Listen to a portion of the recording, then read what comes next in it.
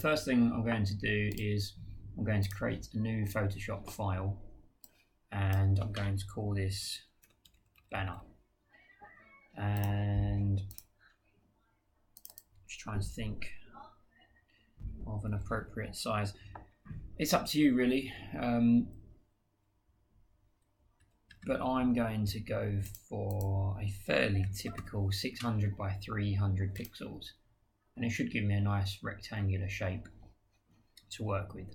So that's my canvas there, and what I'm going to do is I'm going to get an image in that I've saved from the web. I'll just drag and drop that image from the desktop onto Photoshop. There's a whole bunch of things you can do with this, of course. One of them is you can transform, so you could drag the image around, changing different parts of the image, which is quite a nice effect. But I don't want to do that. So let's put it back in again.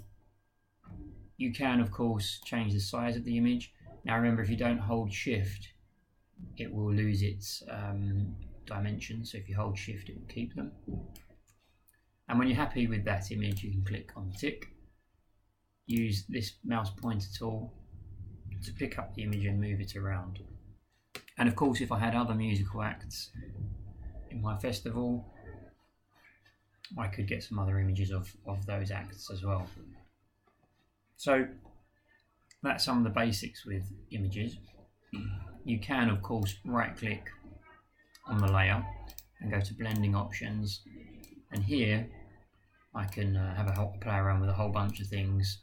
Strokes better for text, I'll come on to that in a second. I can do inner shadows, inner glows. I won't go through these options, you can have a play around with them. Colour overlays are quite nice to get a bit of a coloured glow, but I'll let you play around with that. So the next thing is text. So if I click on the text item here, text tool, and I can have a play around with some text.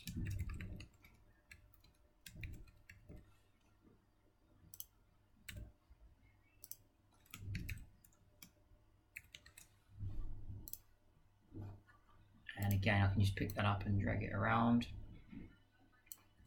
Of course, I'd need some other details, such as when the festival is, etc. But yeah, you can add those text boxes on there, of course. And with the text, there's a whole bunch of things you can do here. So I can right-click again on the text, just like you can do with any layer. Go to blending options, and then I can put a stroke around my text. So this one is red, for example, not greatest really. I'm not going to worry too much. So you can put a stroke so that if you have text that sits on top of an image, then using a stroke helps that text to stand out a little bit. It's also just quite a nice effect for text to put a different colour around it. You can, of course, use gradients. They're a little bit dated, really, but you can use gradients. Although you're probably better off. That gradient didn't work because I was on the text layer. But you can also just insert shapes which work quite nicely. So for example, I could just have a stripe of colour here. Black may not be the best. That looks quite nice. You can have just use shapes to break up your image as well. All of these things are good for marks, of course. And the other thing that I'll show you is how to download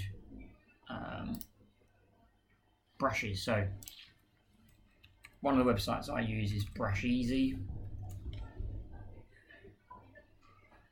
So this is another good way of picking up some marks. So on Brusheezy, I can go to, let's say, guitar. Seems to be in keeping with my theme. And I can go and pick some brushes. Oh, these are quite nice for a festival. So I'm going to do a free download of the brushes.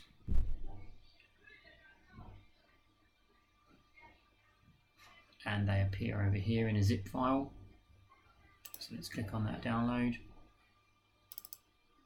Okay, 20 camping brushes, and I should be able to just pick them up, drag and drop them into Photoshop. No? Oh, okay, let's instead select the brush tool, and on this brush menu here you should have a little settings option that allows you to load a brush. There we go, load brushes, and I'm going to go to my downloads folder. I can find it. Here we go. Oh, where's it gone? Let's just move that one onto the desktop. Let's try again.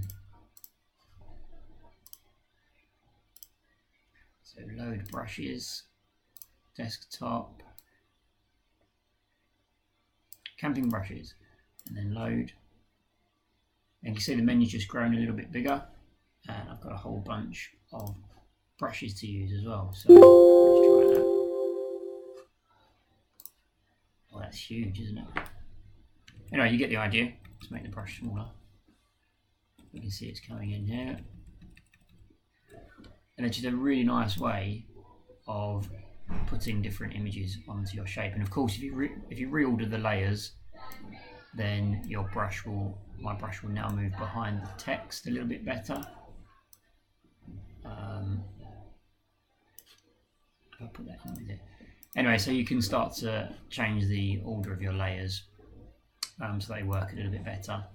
And you need at least 3 layers for your image. And when you're done, you click Save for Web. I'll do a follow-up lesson that looks a little bit more at compression, but today we're just going to play around with Photoshop and get some of the basics.